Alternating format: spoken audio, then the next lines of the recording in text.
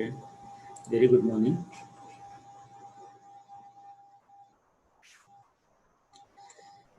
Today I am going to explain you the seventh program of SS and CD Lab. Here, the seventh program is operating system related programming language, operating system related programming. Let us, I will show you the manual. This is seventh program. Write a C program to simulate SRT and round robin scheduling algorithm. What is SRT? Shortest remaining time first. SRTF. Round robin scheduling algorithm. So two scheduling algorithm we need to be implemented. So we have a switch case. In that two cases we have used. Case 1 is about round robin that ends here. Case 2 is about shortest remaining time first. Clear? So now let me explain you the concept of shortest remaining time first and then round robin. Okay, let us use the PPT. Okay, so let me name this seventh program, program number 7, SRTF and round robin.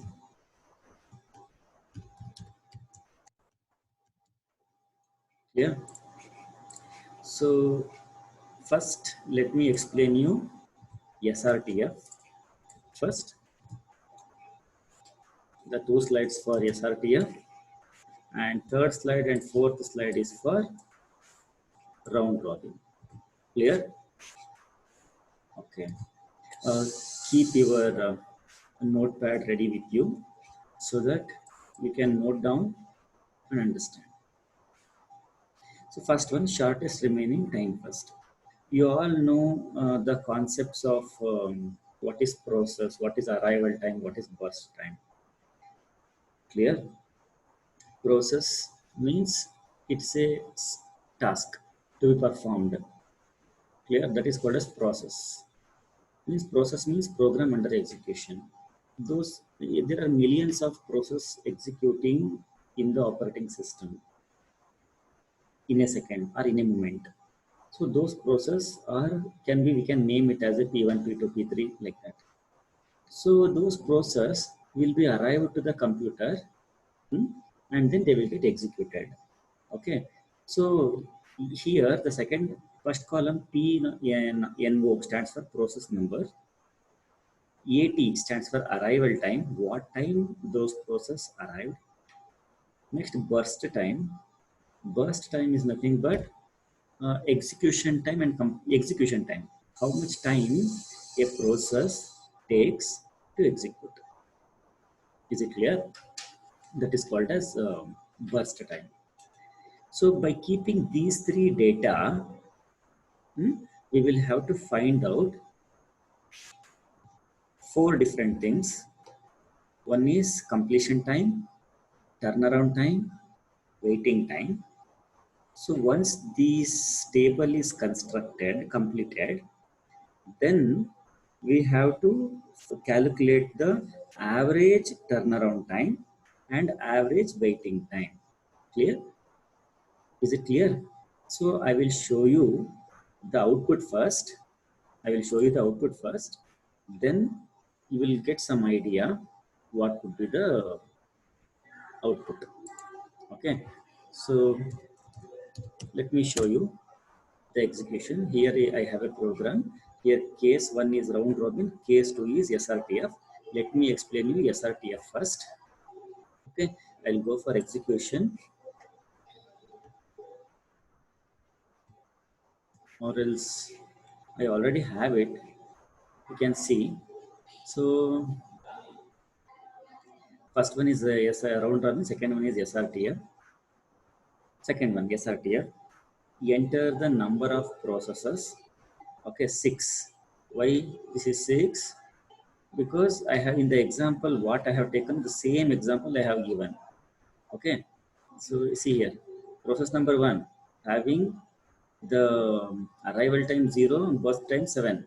So process 1 is 0 and 7. You can see 0 process arrival time of the process 1 is 0. Burst time of the process is 7. Okay, now next step. Process 2. Arrival time is 1, burst time is 5. Arrival time is 1, burst time is 5.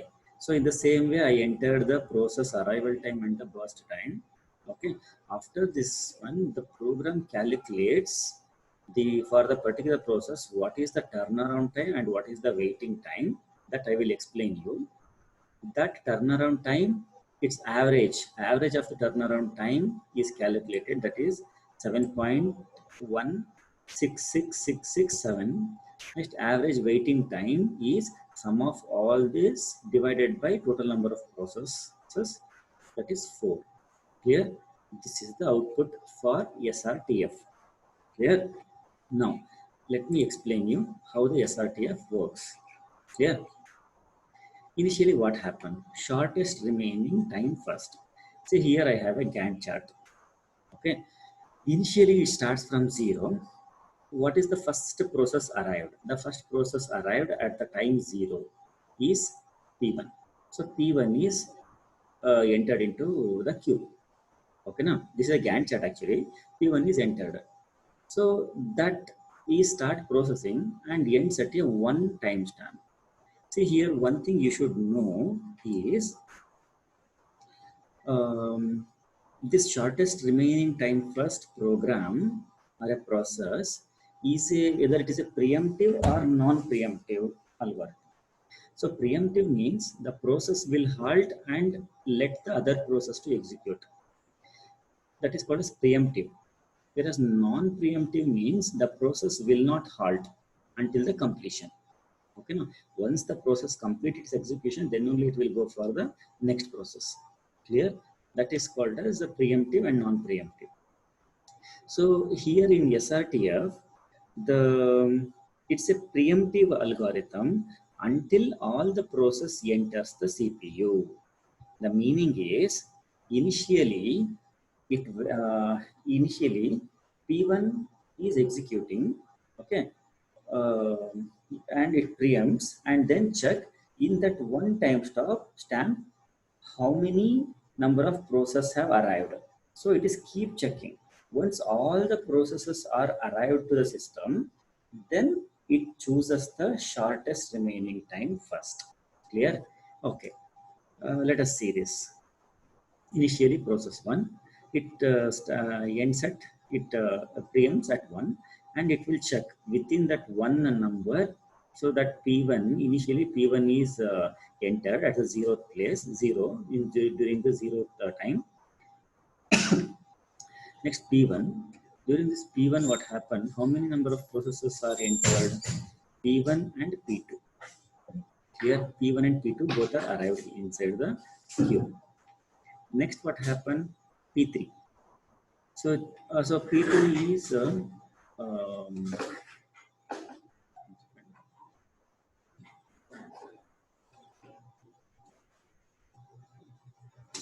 so next P3 is entered.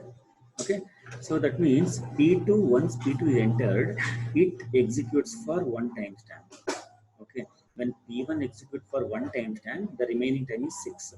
When P2 work for one timestamp, then remaining time remaining time is 4. Next, during that timestamp 2, how many processes are entered? Yeah, P3 is entered. So that P3 is also entered here. Okay, no? P3. So once P3 also execute for one timestamp, so the remaining time is 2. Okay, the totally how much number timestamp is over? 1, 2, 3. Okay, so once during this time period 3, how many processes are entered?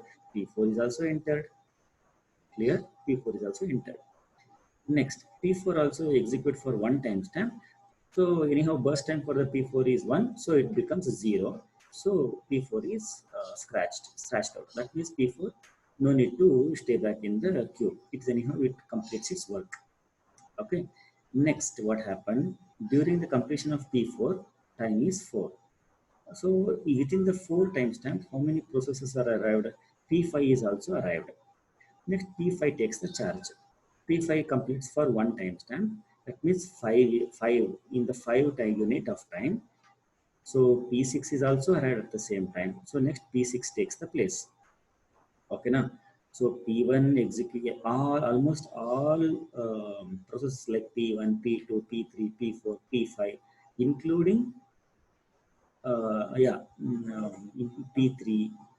So all have executed one by one. But here what you need to understand is, excuse me.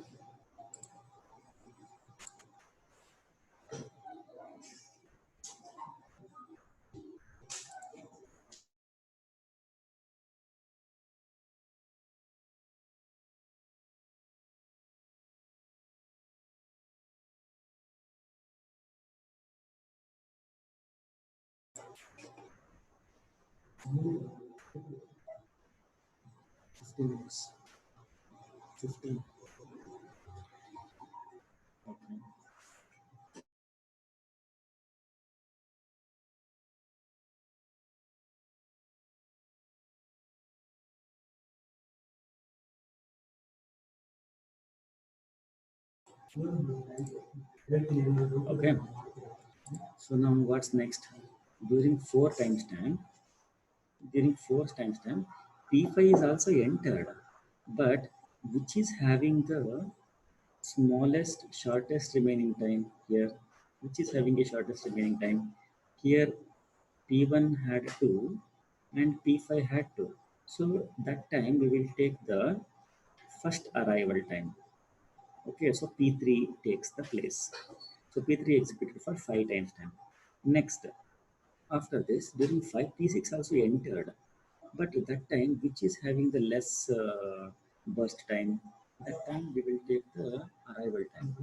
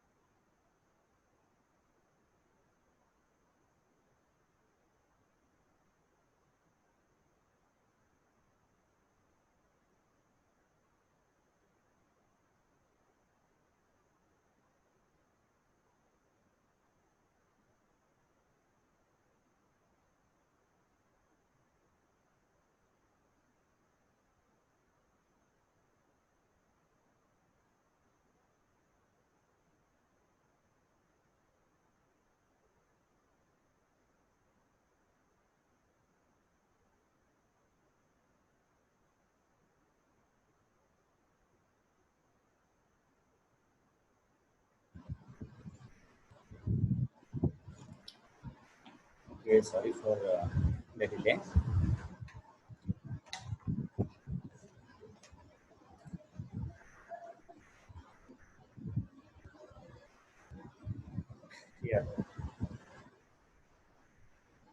So shortest remaining time first. Here, I think I have stopped somewhere here during this P3. So when during the 5 timestamp, during the 5th timestamp, okay, during the 5th timestamp, what happened? Almost all the processes are entered, but the problem is hmm, which is having the shortest birth time and which is having the first arrival time. That will take the consideration. So according to this, P3 has the shortest arrival time. That's why P3 completes its work at timestamp 6. Next, which is having the lowest timestamp P6. P6 executes. Okay, now next, which is having least timestamp, that is P5, that completes. Next, which is having least timestamp out of this remaining is P1 and P2, 6 and 4. Okay, so P2 completes first.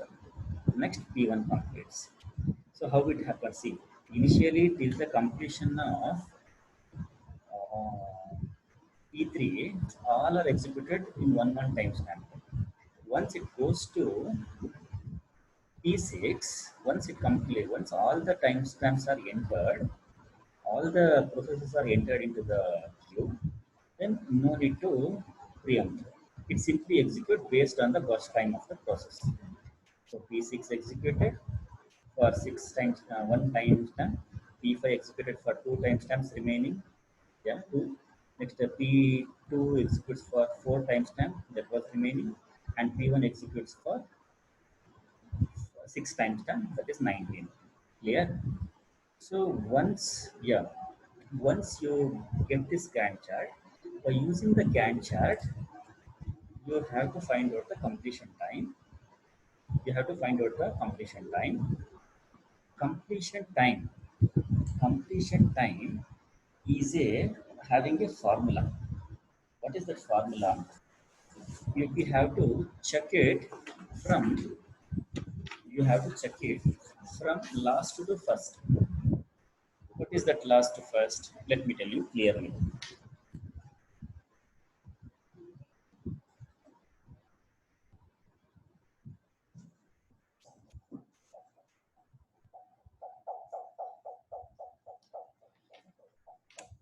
Okay. So completion time is like this. When process 1 is completed, process 1 is completed at 19 timestamp. Process 2 completed 13 timestamp. Process 5 is completed 9. Process process 5. Okay, leave it. When process 3 completes, process 3 completes at 6. Process 4 completes at 4. Process 5 completes at 9. Process 6 completes at 7. Clear? Next, what happened? Um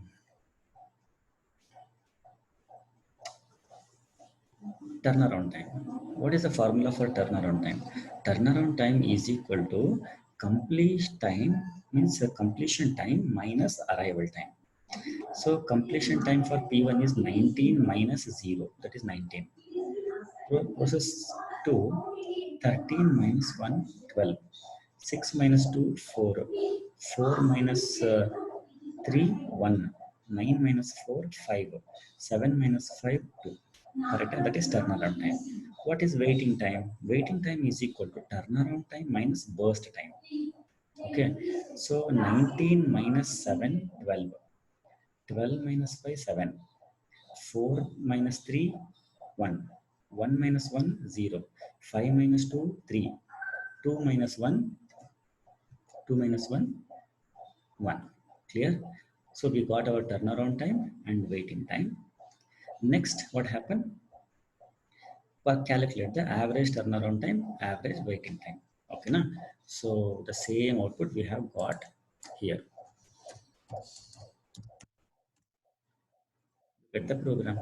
See the program, the same what I have shown in the PDF, sorry PPT, the same values, turnaround time and waiting time. It calculates the average waiting time and average turnaround time for SRTF.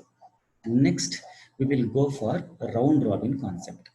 Okay, that round robin concept I have completed here. You can check it out. This is for round robin, second case.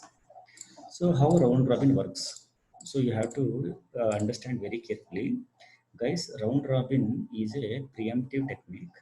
So yeah, each process, the process will preempt, will execute for that particular timestamp, and then start resuming later. Correct? So you should be carefully understand. Okay, na time quantum, the time quantum or time stamp. Generally, we call it as time quantum. So in the round robin, we have a process numbers, we have a arrival time, we have a burst time. Correct? Process 1 having a arrival time 0 and 4 is the burst time. Process 2 is at 1 and 5. Process 3 is arrival time 2 and 2. Process 4 is having arrival time 4 and 3. Sorry, process 4 is having arrival time 3 and 1. Process 5 have a arrival time 4 and 6.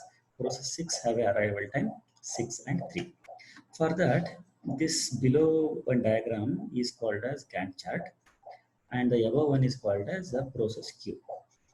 Okay, now this process queue, how it works, you have to check. Initially, what happened in the 0 time, which process came? P1 came, right? P1. Okay, now next, P1 should execute for minimum time quantum 2. Okay, now when P1 execute for minimum time quantum, so the remaining time for P1 is 2. Okay, now in the meanwhile, within that time quantum 2, how many process came? P2 and P3 came. So P2, P3 I have written here. Next, which one should, P1 is already completed its execution. The remaining is P2 now. Okay, I will execute the P2 for 4 time quantum. What happened? So P2 execute for 2 time quantum. So 3. Correct?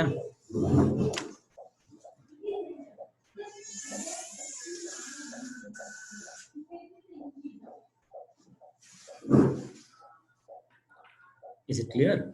So within that 4 timestamp, within this 4 timestamp, how many process entered? See, P3, P4 is also entered, P5 is also entered. See, the order how I have written. See, once P1 completed, P2, P3 were there. Once P2, P3 is there, because P1 is still remaining, it is having a first earlier time, arrival time. So P1 is also written. So during this time, so during the timestamp when P2 is executing, within the P2 timestamp, that means process 2. So it executes for 4 times. Within that 4 timestamp, what happened? P4, P5 also arrives. So that is also written in the queue. Okay, now, so like that, it starts execution. So guys, let me repeat it. Maybe you may not clear with this explanation. Let me repeat this from the starting. Initially, we don't have any other option. We don't have any other option.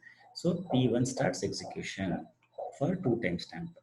At that time, P1 is already entered into the queue. In the 2 time quantum, in the time quantum 2, which are the other 2 process came? P2, P3, that I have written. Okay, na? So P1 completes for 2 times time minute, and P1 also joins back to the QI because P1 is not completed. This is clear. Next, P2 executes because which after P1, which is there, P2. P2 executes for 4 timestamp. During this 4 timestamp, what happened? During this 4 timestamp, how many process came? P4, P5 also came, and P2 completes its work. No, P2 also joined. Why? Because P2 is not over. Okay, now next P3 will take charge. P3 executes for 6. So during this P3 time, P6 also came. Na? So P2 is also joined. Next P6 also joined. At this particular time, all process came. Now what happened? It will go 2 timestamp by 2 timestamp using the round robin technique. What is next after P3? After P3, what is next? P1. P1 executes for 2 time quantum. That means P1 completes its execution. Next, P4. P4, how many time is remaining for P4? Only one. That's why timestamp 9. At the 9 timestamp, P4 completed. What is next? Next is P5. P5 is having how many burst time? 6. So that is reduced to 4. So P5 executed till 11. Next, P2 executes. Why? Because P2 is next after the P5. Okay, now P2. P2 is having earlier P2 executed and 3 was remaining. So next 1 become remaining. 1 remaining. Again P2 again joins back to here. Clear? Huh? Next P6 executes for 2 timestamp. Next P5 executes for 2 timestamp. Next P2 executes. Next P6 executes. Next P5 executes. So based on the time quantum and also remaining burst time, the Gantt chart is created.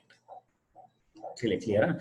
Once the Gantt chart is created, then we have to calculate the completion time, turnaround time, and waiting time. So we all know completion time, we should start from the right to left. Completion time of P1, where P1 completed 8, that is written. Completion time of P2, 18, that is written. P3, 6, that is written. Completion time of P4, that is 9. Completion time of P5, 21. Completion time of P6, 19. Okay, now once the completion time is calculated, then turnaround time.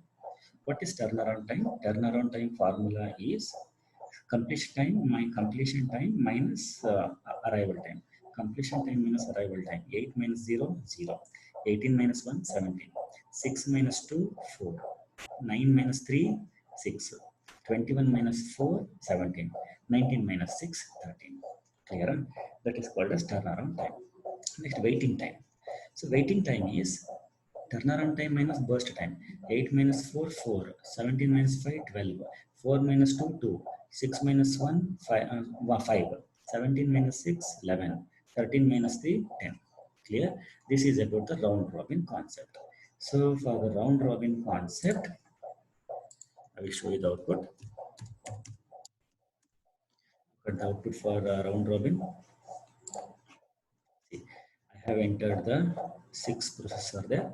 P1's arrival time and burst time entered. P2's arrival time, burst time entered. P3, P4, P5, P6. All the arrival time, everything entered. Next, I have entered time quantum 2. Once I have given this, then we get the turnaround time and the waiting time. Clear?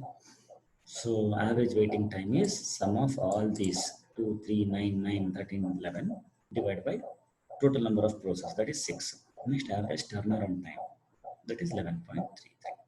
Here, this is how the program works. Initially, what I have a printf statement.